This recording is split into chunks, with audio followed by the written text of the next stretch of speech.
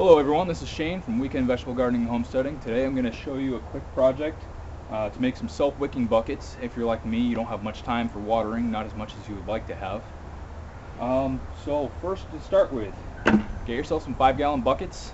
Food grade is the best. I got these from a company that makes mead, and they used to hold honey. On the bottom, if you look at the recycling symbol, you probably can't see it on the video, but this says HDPE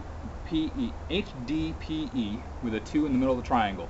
This is food grade plastic. This is the best food grade plastic out of the 3 that can be used. So I have a bunch of those, and the other thing you need is cotton towels. I spent a little time cutting these into strips. You want 3 strips per bucket that you're planning on making. These will wick the water up into the soil where the roots will be able to reach it, help out your plants, and help save you some time. Now, first thing we're going to do, we're going to drill some 1/4-inch holes. About 6 to 8 of them per bucket is good.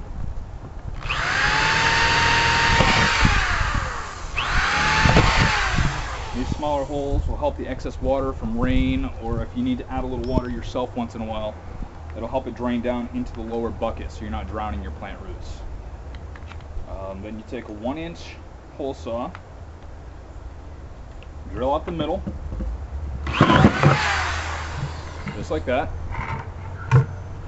And then on your bottom bucket, you're going to take it and drill a hole about 3 inches up.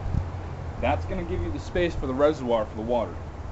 I measured 3 inches on this, so it's kind of rustic, but kind of eyeballing it.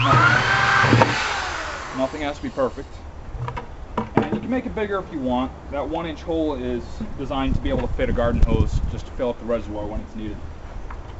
You're going to tie 3 of your cotton towel strips in a knot.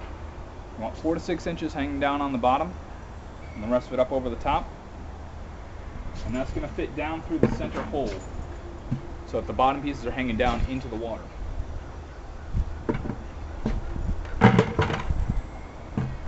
I've already got one set up here. It's ready to fill with soil.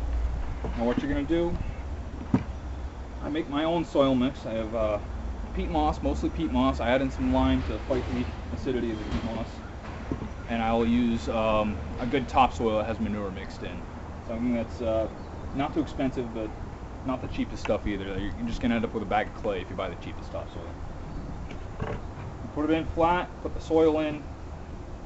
You want these to weave back and forth through the soil, but you don't want it showing at the top. That will wick the water right out past your plants and actually dry out your plants instead of getting the moisture. And finished product, too small like this. I got some peas growing, built a small bamboo trellis for them. As you can see, the water is in there and working. Got the towels hanging down. Peas are drinking up that water until their roots grow a little longer. These are still just babies. I water it from the top a little bit. I just make sure to drain the bottom.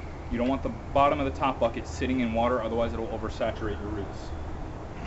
And that's it. Simple, easy, self-watering buckets. I'm going to have about 15 of these growing several different crops that are made for containers, and it's a great project to cut down on watering time. Thank you all for checking out Weekend Vegetable Gardening and Homesteading. Hope you have a great day. Good luck with your projects.